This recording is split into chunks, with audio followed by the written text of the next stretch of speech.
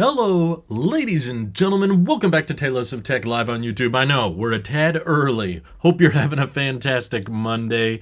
No, that's not possible. Why did I say that? Jeez, it's Monday. Ugh! We're talking about Tim Cook going the way of the iPod today. Good to hear from y'all. Hey, ACS and Legalized Comedy. That title just kind of came to me because of some comments we got from our channel supporters. Shout out to Nicholas Linthicum for kind of kicking off today's subject. But basically, in previous interviews, Tim Cook mentioned that he wanted to have basically oversee one more major product release before retirement. And there's a lot of evidence all pointing to Apple unveiling this really weird, the term Marquez used in his Dyson headphones video is loss leader.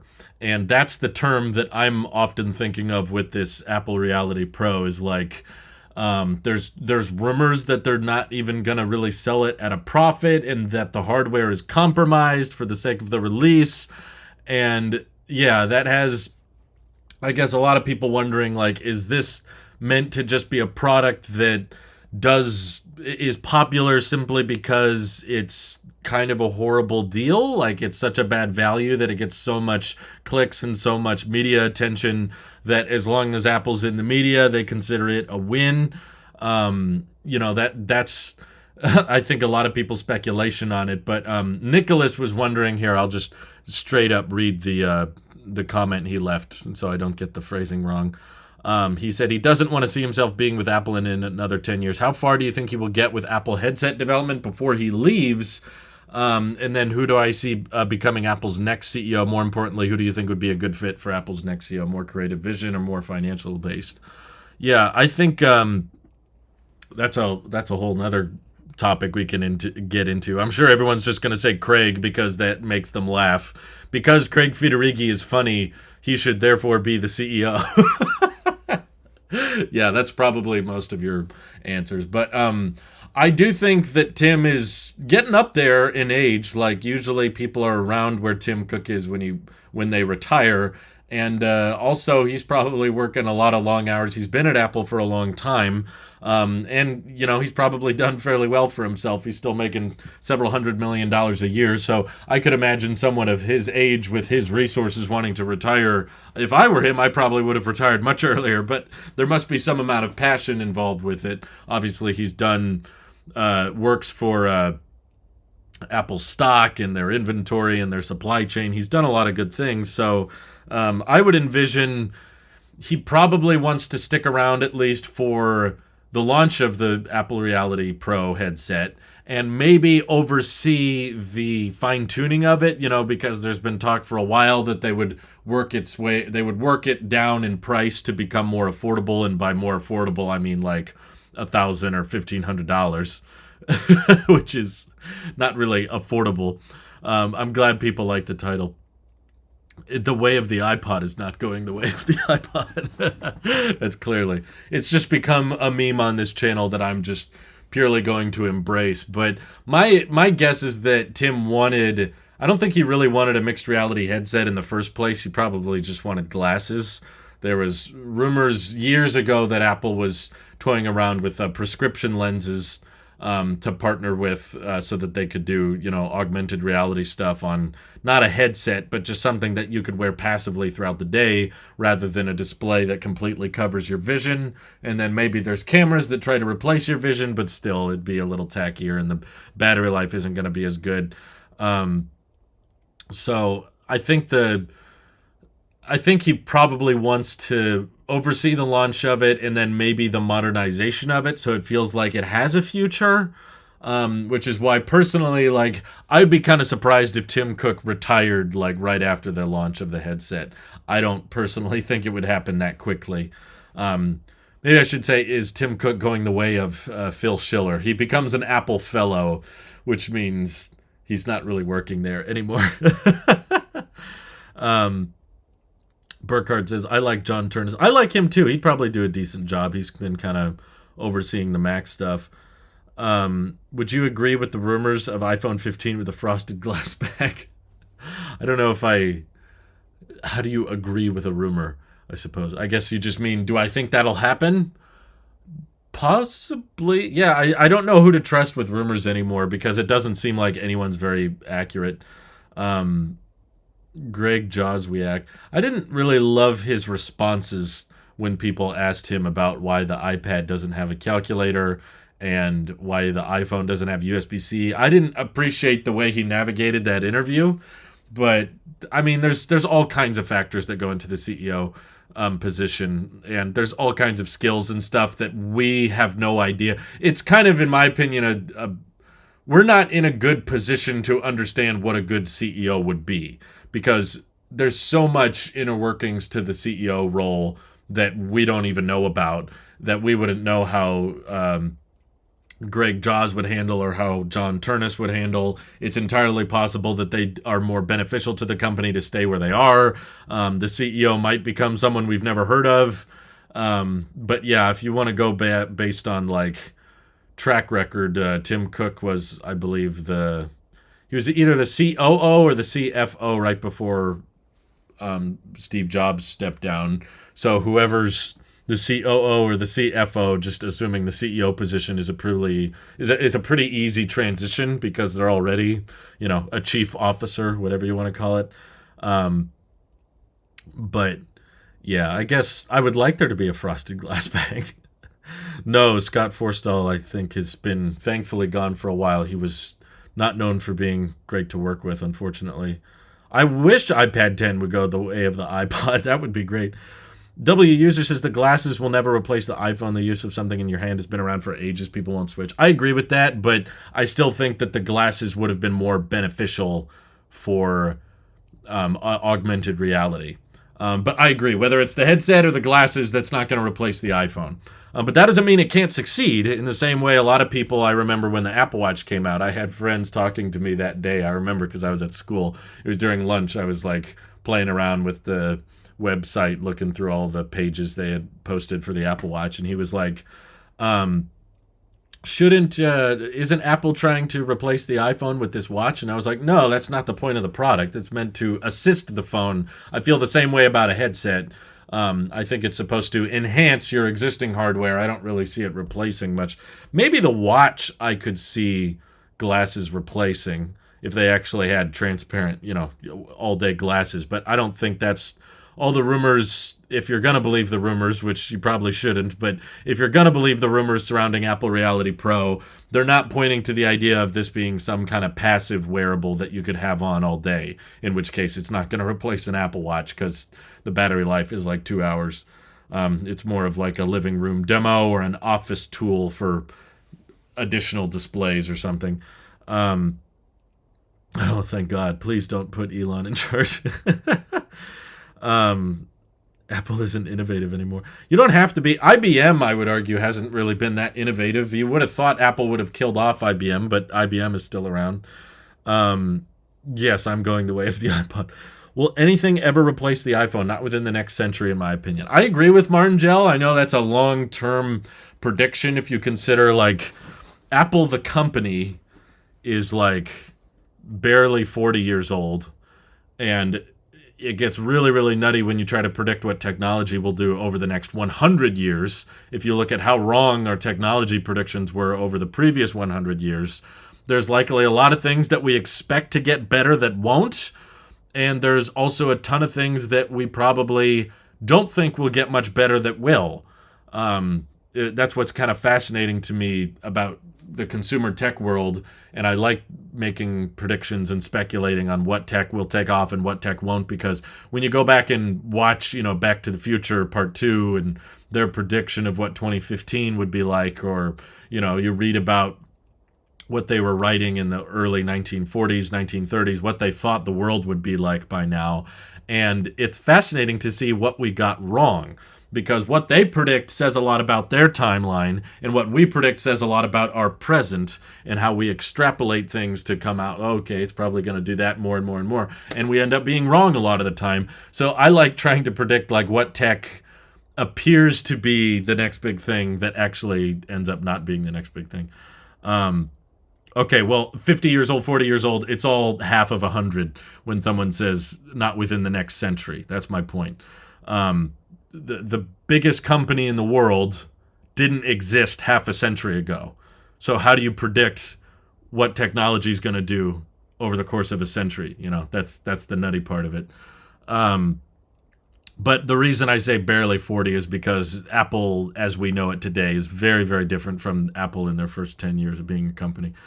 Will you get an Apple headset for yourself? I would love to try it, but I don't plan on keeping it. I don't think it'd be something. I can't visualize a use case for it, but that's why I'm so excited for the headset and why I think Tim Cook is really likely wanting to stick around and be passionately involved with the development of it because he wants to oversee one more thing. Good morning! It probably won't. Apple events won't be the same without Tim.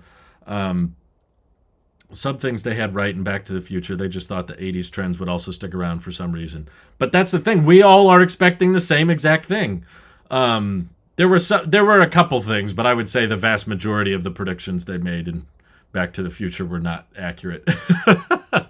If you made a list of all the predictions they made, I would say maybe like 10% were accurate. But 90% was like, no, that didn't really happen. So we're expecting the same thing, Beauty. We're in 2023 expecting, AI is going to continue doing this, or smartphones are going to merge into folding, and then that's going to volt. We're all based on today's technology and extrapolating on that, when in reality there could be all kinds of new technology that we can't anticipate or predict that could be the next big thing in the next 100 years. Who knows? I don't think an Apple car is completely off the table, but I don't think Tim Cook's as passionate about it. I don't think it goes hand in hand with the current product offerings. Like, it doesn't fit in with the ecosystem as much as the headset does. And the headset doesn't even fit in that great, to be honest. But it does, crazy as it sounds, a $3,000 mixed reality headset fits in with the Apple ecosystem, in my opinion, more so than an Apple car would. Just because a lot of people buy iPhones, I don't think that means a lot of people would buy the Apple car. Especially because of how Apple likes to outsource their manufacturing and how they have a tendency to not care too much about how many of something they sell. They just want to have the best version of something, which implies it would likely be very expensive. So yeah, I would say it's highly unlikely to see under Tim Cook as CEO. Maybe if someone else took over after Tim, we'd have a change in leadership. But there's all kinds of mix-ups that can happen when a new CEO takes place. He could get really passionate about the Apple car and try to accelerate the launch, or depending on who takes over after Tim, they could say the Apple car's stupid. We should just focus on in-car infotainment and just double down on CarPlay stuff. In which case that would result in them basically scrapping the whole internal car development team. But it's essentially the world's worst kept secret, because the Department of Justice, I was just watching this on the news recently, the Department of Justice was like issuing statements about former Apple employees that leaked self-driving software to Chinese brands. And that, like, the government's involved issuing statements about this now, which basically confirms that, yes, Apple is working on a car. Of course, no one at Apple will admit that.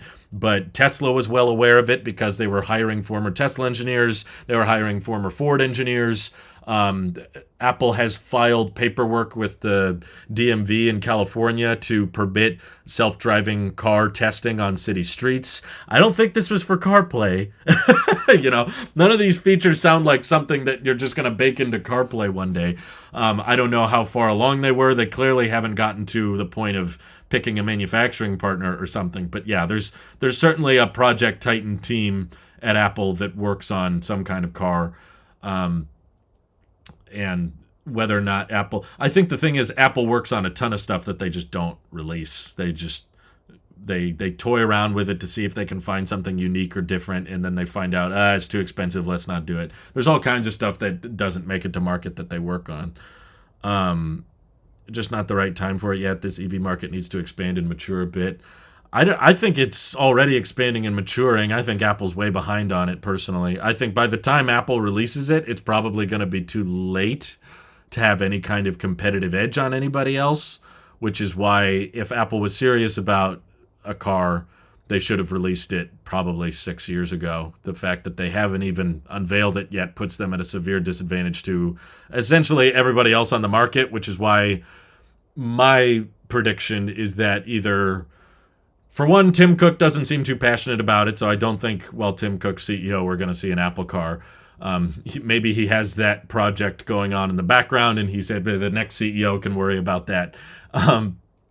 But what's more likely is by the time the next CEO comes in, he's going to say, the automotive business has very thin margins. It's not as profitable as smartphones and tablets and laptops are, or the headset or the wearable business. That's why Tim Cook, as boring as it may seem, or as innovative as they may be, Tim Cook is very much focused on the financials. And that's why I think Apple has performed so great in the stock market and in profitability ever since he took over, which has been over 10 years now. He's done a great job from a statistic speaking point. Like from a financial point of view, Tim Cook has done great. And because of that, I think that's why there's lack of a focus on a car, because a car is just inherently not a very profitable business. It's very, very difficult to turn a profit with vehicles. Lucid is basically doing, I think, everything Apple would have done and still struggling to find buyers for it. So what's more likely is new CEO comes in, dissolves the car project, and says, we're just going to partner with existing automakers. That way we don't have to take the risk of manufacturing cars, because manufacturing, especially electric cars, is very capital intensive and very thin margins. Especially if you outsource it, it becomes nearly impossible to turn a profit. So the next CEO will just dissolve the actual hardware of an Apple car, or the next CEO will make a big investment, partnership / buyout of an existing automaker, like a Lucid, or in my best case scenario, Apple would buy out Aptera. I think that would be so cool. I would be such a revitalized Apple sheep again if they actually invested into an existing automaker, or at least an existing startup that's already kind of begun their path to production, that already has reservations and a design locked in and everything. That would be more interesting and probably more scalable than just starting from scratch. I just don't see Apple doing that. They don't like to manufacture anything, which you kind of have to manufacture your own stuff in the automotive space if you want to make money, and Apple cares about money. So it's just not a good fit for them. Considering everyone seems to be dropping CarPlay, they will have an advantage at any time. When I can finally afford one after an economy crash, I'm not getting one without CarPlay. The only company I've heard of that's dropped CarPlay is GM, so I don't know what you mean by everybody dropping CarPlay. Ford doubled down on it. Ford announced, who sells the best-selling vehicles in the United States, they announced that they're going to continue to improve CarPlay. Polestar also wants to have enhanced CarPlay. Lucid just incorporated CarPlay. Aptera wants to have CarPlay. There's a few companies that have chosen from the beginning not to have it, like Tesla and Rivian, because they have big enough software teams to cover their own operating system. But other than GM, I haven't heard anyone say they're dropping CarPlay. Is iPhone 15 Pro Max and 15 Ultra the same or totally different phone? Oh, hey, Abo, Lake Show, Mustafa. Sorry if I mispronounced that. As far as I'm aware, they're the same phone. I don't think there's a difference between 15 Pro Max and 15 Ultra. I tend to refer to it as 15 Ultra just because it's less syllables. I never liked the term Pro Max from the beginning. I thought that was an annoying name. But there's been rumors that eventually the iPhone would go Ultra. I think the rumor now is pointing more towards next year, not this year. But I just tend to say Ultra because it's not confirmed yet what the name is, and you know what I'm referring to when I say 15 Ultra, as in like the best one, the highest end one with the biggest screen and everything. What do you think about reverse pass-through extreme display on the headset to see users' eyes? I can't visualize a way that looks right. That part of the leak train I don't really believe at all. Like, for those who are curious what that means, it's like the headset would have a display on the outside of it that would show the user's eyes. And even if you had a really, really good outward-facing display and you had really, really good cameras on the inside, first of all, when you put on a headset, it tends to block out light. So the amount, the visual of your eyes on the outside of the display, I think it would look tacky. I think it would look really creepy. I don't think it would make it look like, oh, you're just wearing normal glasses. No, maybe they found a way to make that work, but I highly doubt it. I've seen maybe a few photoshopped images of what, from one specific angle, what that could look like, but it doesn't. It like you don't get the depth effect properly. Especially if the rumors are true, this headset is supposed to have like a 2-hour battery life. I don't think Apple's going to care if you look a little bit goofy. Also, we don't have that with sunglasses, right?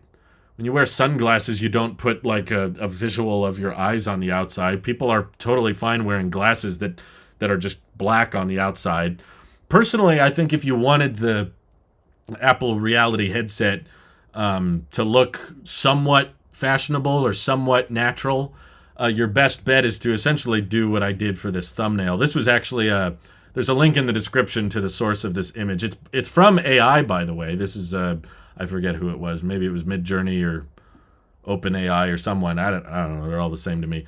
But I thought this was someone typed in the prompt, Tim Cook wearing Apple Reality Pro at what's it called, at Apple Park.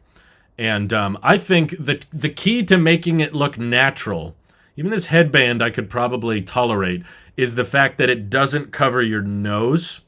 You know, there's really popular renderings. Let me find it real quick. Real popular renderings of Apple Reality Pro where it's more of an oval instead of looking like sunglasses. Yeah, if you just look at Apple Reality Pro, you know, I think you understand what I'm talking about. See, this makes it look more like a Quest or a Vive, you know, just like a typical VR headset. When it's just this big, giant thing, it doesn't look fashionable to me. I know this is a dated render from Ian's elbow, but this is what I honestly don't want it to look like. Even though, from a technical perspective, that the rendering is very good. If they're going for it to look like a Quest Pro or whatever, this is, I guess, pretty on par with that. But if it was something that you wanted people to wear in public, like while they're walking around, while they're like away from home, like not just using in the living room, I think your best bet would be a little more something like this, where it's a tad more like at least skiing goggles, you know, with the nose cut out. Doesn't look as huge or as bulky. That way, when you're wearing it, it feels a little bit more, it's not exactly the same thing, but it feels a little bit more like you're wearing sunglasses, which sunglasses are usually tinted and blacked out on the front anyway. I don't know why people are kind of like this. This is probably another AI thing. Basically, I think this design with the nose cut out looks a lot more fashionable than this design. I don't think there's a good way to make the oval design approach look right. So I don't know. Apple's probably thought a lot more about the design from the outside than I have. Alex, thank you for the super chat. Wow, that's unnecessary. He said, will you go back to covering Android phones? I loved it when you covered some Android devices despite several criticisms. They were extremely valid. Yeah, I'm in the process of doing that right now. I've moved my SIM over. I'm not permanently switching, for the record. I do have some issues. But overall, I think the hardware is still quite good on the Pixel 6a, which is what I'm reviewing. I figured if I'm reviewing older secondhand iPhones, for the first time, I'm more exploring the renewed refurbished market. I should also be fair and review the secondhand refurbished Android market, so that I have a little bit of experience with it. But yeah, I've got probably 2 or 3 videos coming up just on this phone, basically. But thank you for the donation. Appreciate that. Yeah, I know ChatGPT has an official app. I saw that. I'm curious how or if Apple can compensate for motion sickness. Yeah, I'm very curious of that as well, Jason, because that's probably one of my biggest concerns with any kind of display that you wear on your face.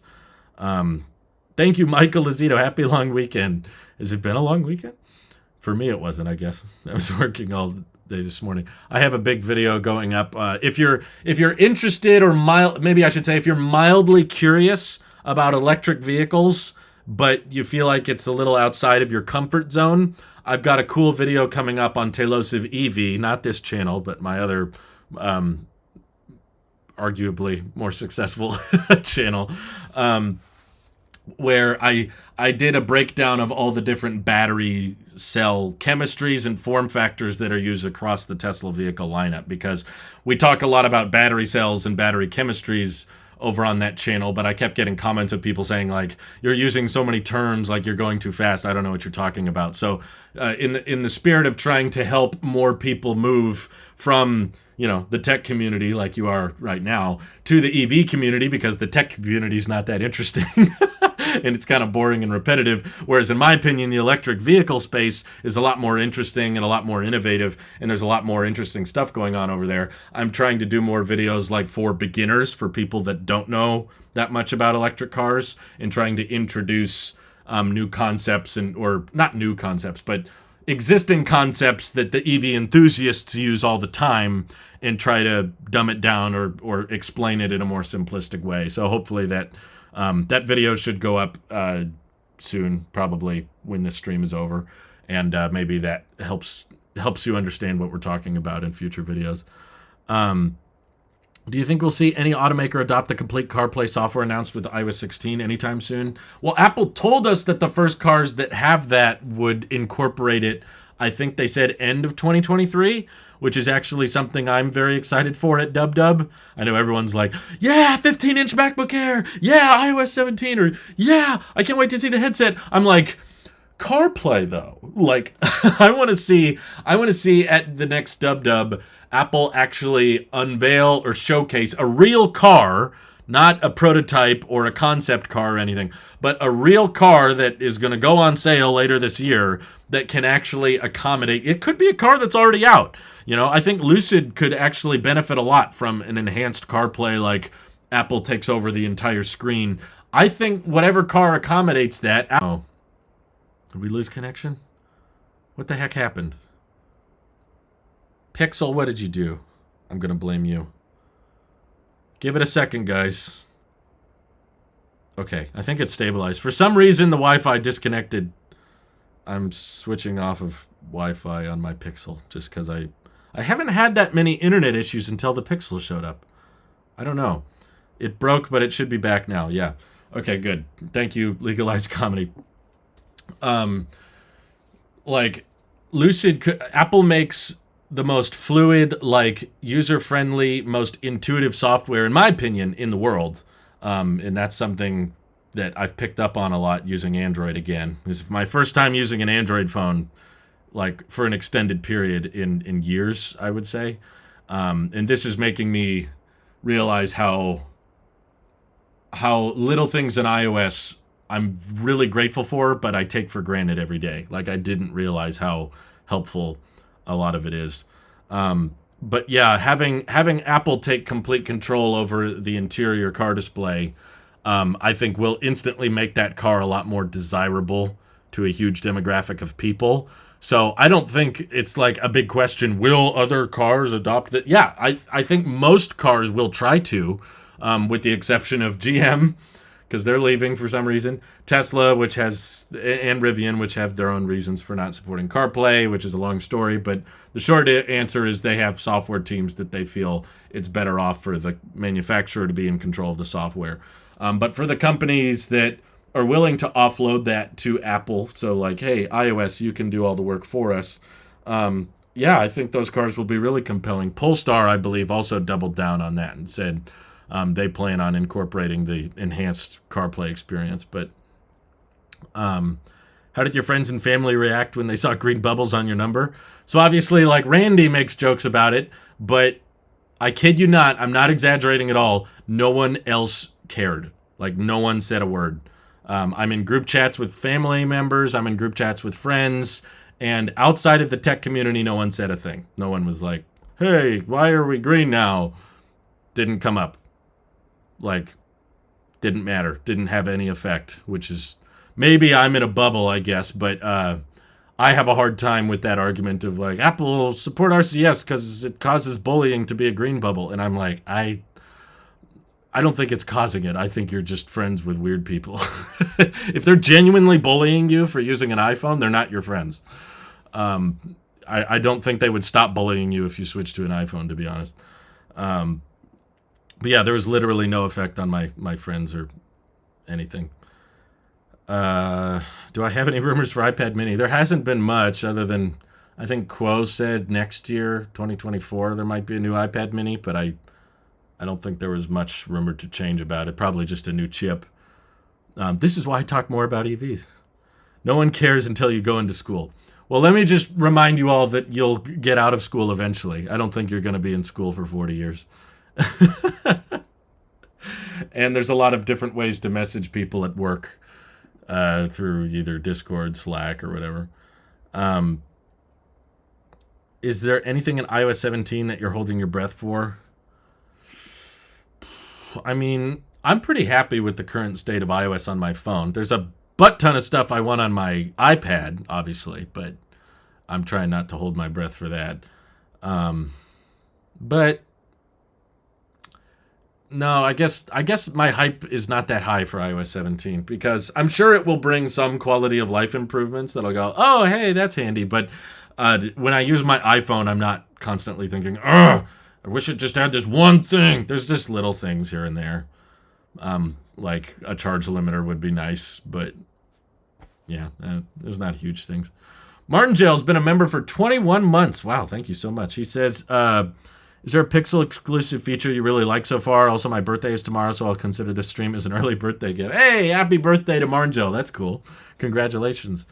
I can't say like exclusive feature. I mean, I like the camera visor, the flat camera bump across the top. I thought that would eliminate the wobble, but there's still a wobble somehow. I don't physically know how it's possible. I've been looking at the camera visor like, is this asymmetrical or something? But when I put it on the desk, this is the bottom left corner, no wobble. Top left corner, no wobble. Top right corner, no wobble. But when I go bottom right corner, there's still a little bit of a wobble. I don't know. I guess I don't understand how that's possible personally. But yeah, the camera's very good. I've gotten compliments from people outside of the tech community about the camera. And that's not really an exclusive thing. That's just newer phones have good cameras, you know. But Pixels definitely have great post-processing. No, I tried this on different tables, too. It's not just the table. But, yeah, I took some pictures of my car and tweeted them out. And there were people responding, what camera is that? Like, that looks really nice. Did you edit it? And I was like, no, I didn't edit it, but they liked it. So I could say that's kind of a perk. I don't have wobble on my 6 Pro. Well, that's good. Either way, I like the concept of the camera bump being a visor, I think is a good call. I've never liked the stovetop camera design of the iPhone. I always kind of just put up with it because I was like, oh, well, they need the lenses to be equal distant from each other. But they're not equal distant from each other. Hate to burst your bubble. Sorry, everybody. But at least they may have been with the 11 Pro. But if you look at like a 13 Pro or a 14 Pro and you measure the differences between the lenses, they are not the same distance from each other. So the argument that they need to be equal distance isn't even accurate. So I don't, it's just a design choice, I guess. They like the look of the 3 lenses. But I don't like how much they wobble personally. I'm not a fan of the current iPhone camera bump. I think Apple should just straight up steal the Pixel one personally. Good artist copy, great artist steal. I love the hold for me feature on the Pixel. I try to use my Pixel, which is my second phone, whenever I need to contact customer service. I just don't deal with phone calls all that much, I guess, which is why I haven't noticed. I hear people talk about all these great Pixel features with phones, but I like phone calls, you know. But I don't get a lot of phone calls in the first place, I guess. But yeah, if I was put on hold, I would definitely appreciate that feature. That's for sure. Let's see. Buy the previous year Pro models instead of regular models unless not possible. Yeah, I would agree with that. I would say a secondhand 13 Pro is a far better deal than a 14 or 14 Plus. When do I think iPad, iPhone, traditional displays could become obsolete with arrival of mixed reality headset glass? No. Something you wear on your head will not replace something that fits in your pocket. Those are two very different products. I think that's a gross misunderstanding of what our phones are used for, especially when you consider taking selfies, FaceTime calls, That's all front-facing camera stuff. You can't emulate that with a headset and glasses. At least you can't emulate it very well. Also, battery life is going to be a huge constraint. Right now, Apple can barely, just barely, with a full-on headset, with the strap and everything, and who knows how bulky this thing's going to be. The big old thing that covers up your eyes and rests on your nose and this big strap on the back. They can barely get that to 2 hours of battery life. Okay? And there's patents and rumors about Apple having external battery packs that you clip onto your belt and have a cable going to the head. Yeah, this is not as intuitive as just, a little rectangle that fits in your pocket that can last 2 days on a charge. Not the same thing at all. And also, this headset we're talking about is $3,000, allegedly. And maybe after a year or two, they'll have a cheaper version that you can get for $1,500 or $2,000.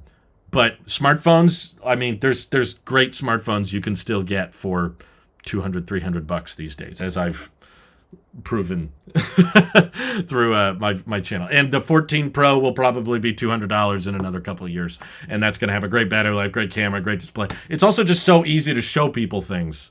If you have a phone, hey, I took this picture, check it out, and you just hand them the phone, and then they can look at it, opposed to, hey, look, I took a picture, and then you got to take it off, and then they put it on. It's all sweaty, it's just, I don't think any kind of head-mounted wear is going to replace smartphones, personally. I could be way off on that. It's entirely possible, but I was right when people told me that smartwatches, when there was a bunch of people telling me smartwatches would eventually replace smartphones, and I said I don't think so. I don't think the display is big enough, can't emulate the camera. The camera's arguably bigger and bigger portion of what we use our phone for these days is we want great camera performance. And if you can't replicate that, then it's not going to replace the device. So a lot of people told me I was wrong. I ended up being right. Maybe I'll be wrong this time, but I still feel very comfortable that phones are just so dang intuitive. They're so dang marketable.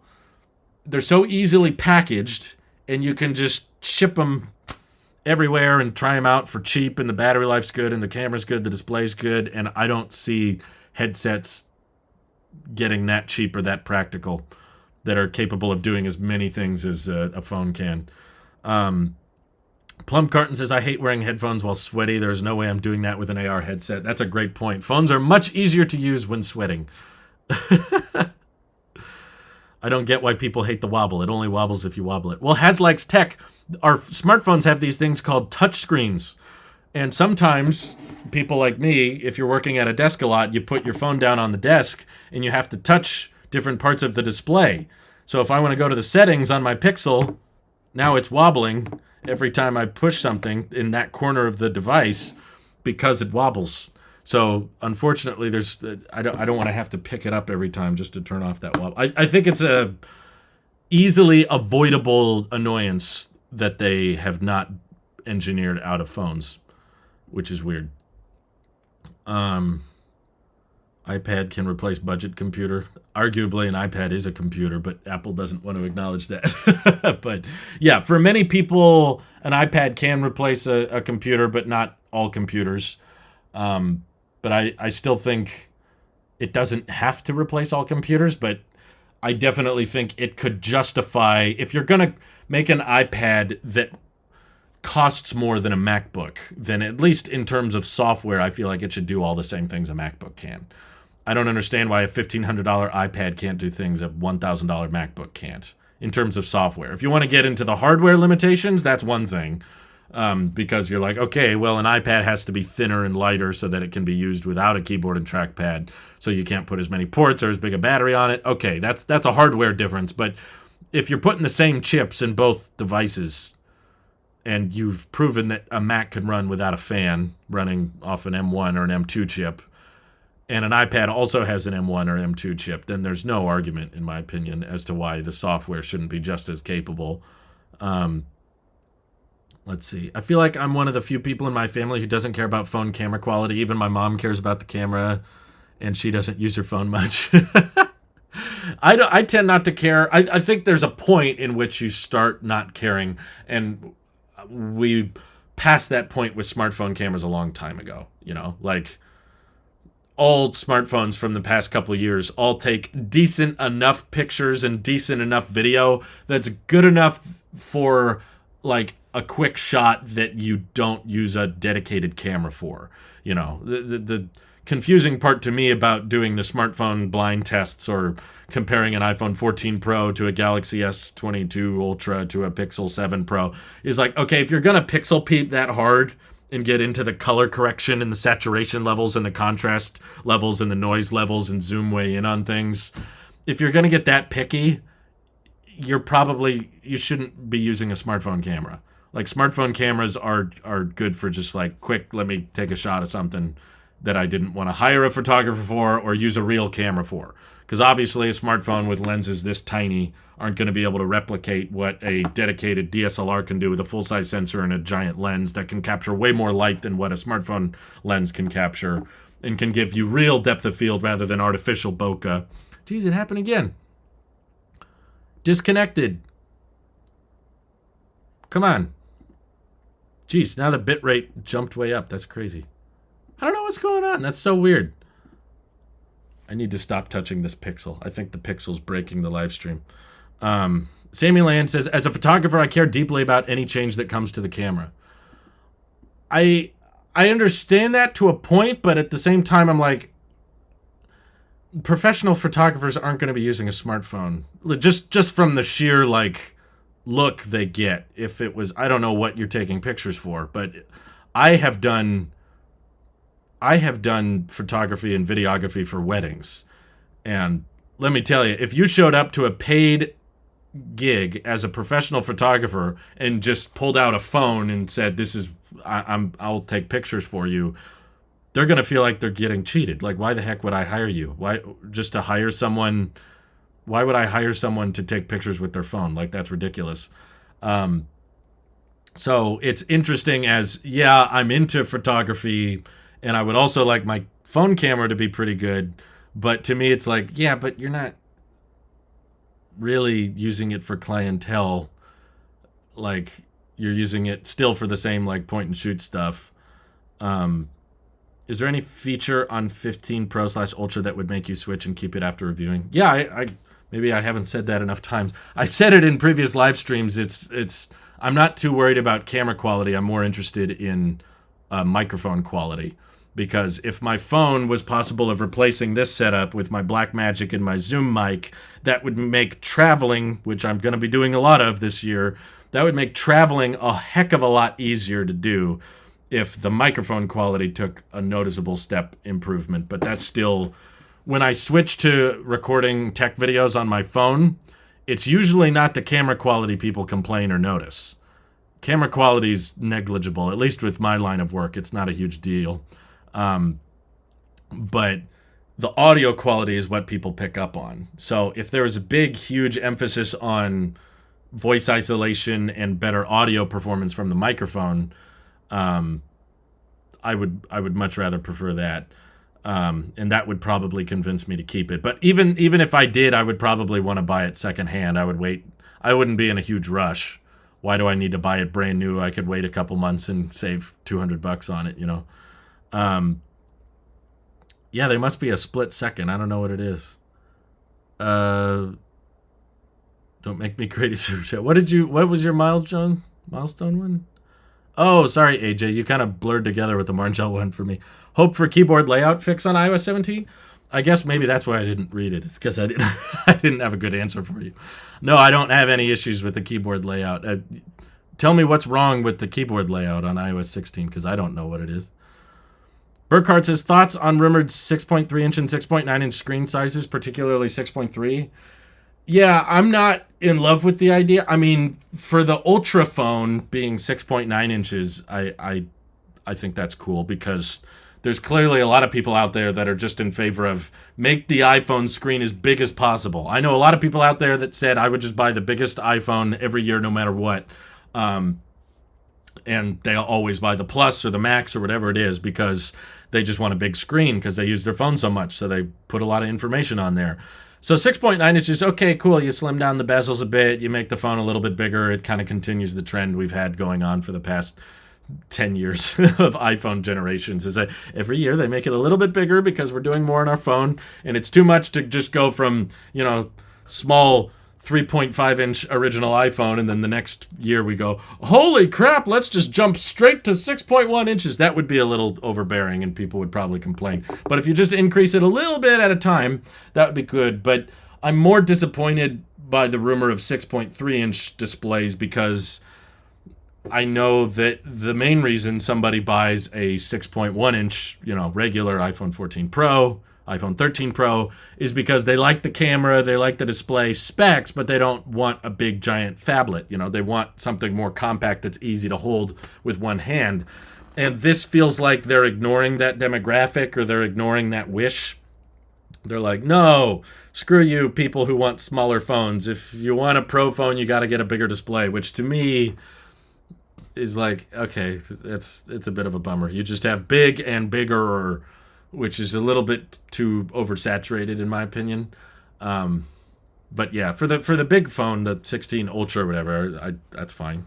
I mean, I don't think it will suddenly unlock a bunch more use cases, but I guess it'll be a little bit bigger. Congratulations.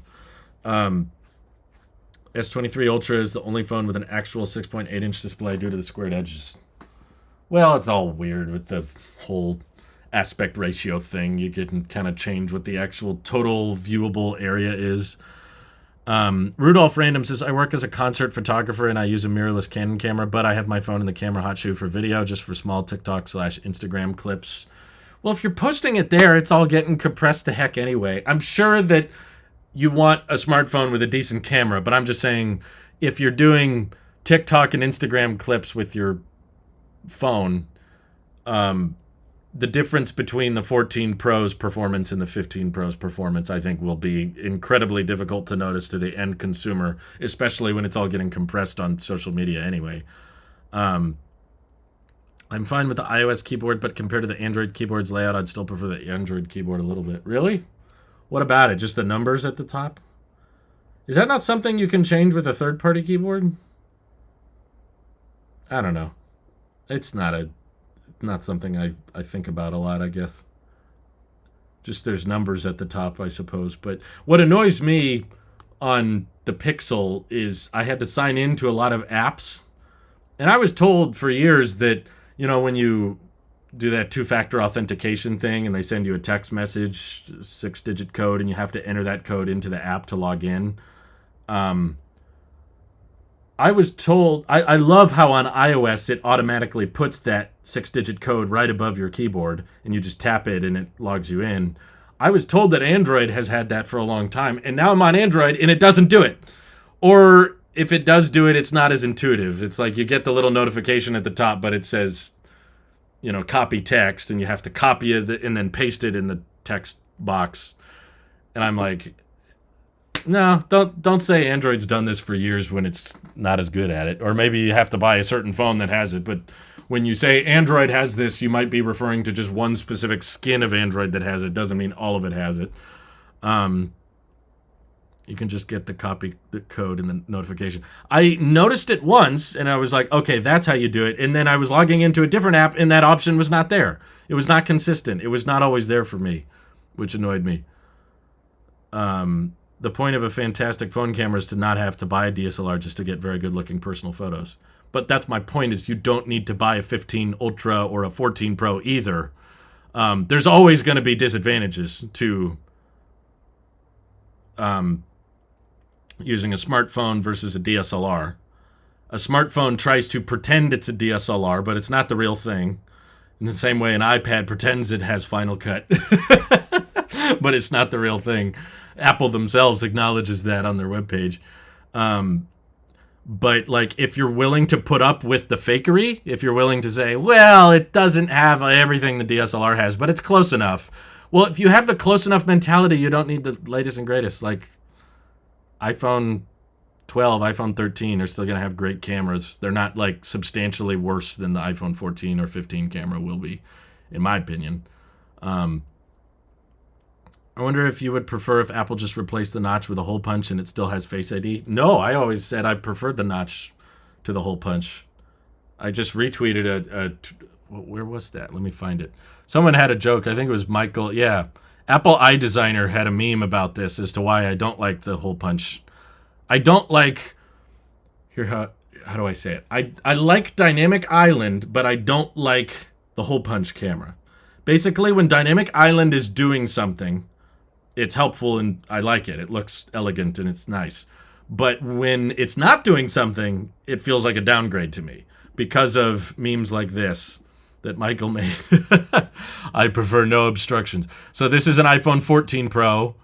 This is an iPhone 13 Pro, or just a regular 13 or 14, I guess. And then this is an iPhone 10/10s or 11. If you're watching an 18:9 video, you don't get any obstructions on an iPhone 10, but you get progressively more obstructions because in order to make a hole punch camera design, you have to push the camera further deeper into the content, which is where you get little micro notches like that, which annoy me. So no, I've never been in favor of the hole punch camera. I've always been more in favor of keep the notch. Burkhart says Android has it, but it doesn't work a lot. That's why I think it's a dumb argument to be made. Android has that, but it's just way worse and doesn't work. Great. No, I'm not excited to try Final Cut Pro on iPad, specifically because of one page. Let me pull it up for you so you guys know what I'm referring to. It's near the bottom. That one, send to me. This is on the page. Export a project to Final Cut Pro for Mac to access features like advanced color grading, object tracking, and more.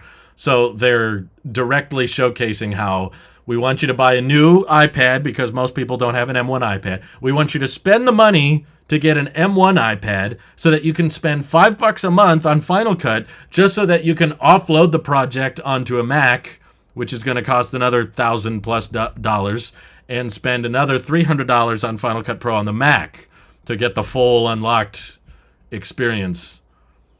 So they're straight up acknowledging in this page that they didn't bring over all the features. So if this is just what they're demoing, I imagine there's all kinds of other features they're also not telling us that are not included. So I'm not that excited. I agree. YouTubers were too quick to jump on the 2x1 bandwagon. Honestly, just tech YouTubers did that. I didn't really see anybody outside of tech YouTube switch away from 16:9, but I've always thought 16:9 is the superior aspect ratio. Honestly, that's something I really preferred about the one thing. There's not a lot, but one thing I preferred about switching to the iPhone SE is the 16:9 aspect ratio. All the content is just full screen right away. The main reason I think people wanted Final Cut on the iPad was not because the iPad didn't have decent video editing apps. You know, the iPad had LumaFusion and DaVinci Resolve, and that covered pretty advanced editing workflows. It didn't do everything Final Cut on the Mac did, but it was pretty good. But now it just feels like Apple is also doing pretty good. Better than iMovie, but not quite fully unlocked. But it's like the reason we were asking for Final Cut is because we wanted a fully unlocked, you can do everything on the iPad that you can do on the Mac. But to me, based on the announcement, it appears to be more of the whole, well, because it's the iPad, we had to find a different way of doing it. We can't just bring over something from the Mac. We have to reinvent it and fundamentally limit it. We have to nerf it to bring it to the iPad. And I don't think they fundamentally changed their view on it. And I tried to be clear on that in my previous videos because I was worried people were going to consider me a hypocrite. For the record, I never said in any of my videos, Apple just needs to add Final Cut to the iPad and then I'll be happy. That's not what I said. I said there's a bunch of stuff. There's a huge laundry list of features that they need to add, which is why I was supporting dual boot macOS, because then you could add everything we want from our Macs onto the iPad, software-wise, in one feature, rather than try to individually add all of these tiny little features that all stack up. But I said, no, it's not like if you just add Final Cut to it, suddenly all the problems go away. Imagine switching to Android tablet just for 16:9. Well, if you're watching a lot of media on your tablet, which is pretty much, I think, all they're good for these days, and note-taking, I suppose. Hole punches are better, in my opinion. Apple uses notches just to make the iPhones look unique. Why are hole punches better, though, is my question. Are you really using all of those 4 pixels above the camera? And in my opinion, it cuts the content in deeper. Like, I would much rather they put that front-facing camera on the Pixel up further into the bezel so that it's not intruding on the content as much. It annoys me a lot how poorly optimized it is in many third-party apps. Like, let me find a good example. I usually have dark mode on, so it's hard to see. Where is it? Well, this is pretty close, but like, you have to drop down this status bar further so that the camera hole isn't intruding on the content beneath it, which is kind of annoying. Less intrusive. I find it more intrusive because it comes closer in on the content. Like, truth be told, on Apple TV Plus, how is this less intrusive than this? Is my question.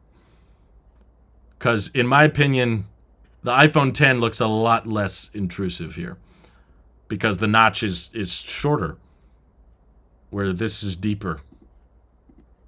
But I'm willing to hear you out. Pixel UI isn't well optimized in the first place. Well, if it's not Pixel, I don't think it's going to be on anyone because that's the first-party company who owns the Android and they own Android, so how's Samsung going to do it better?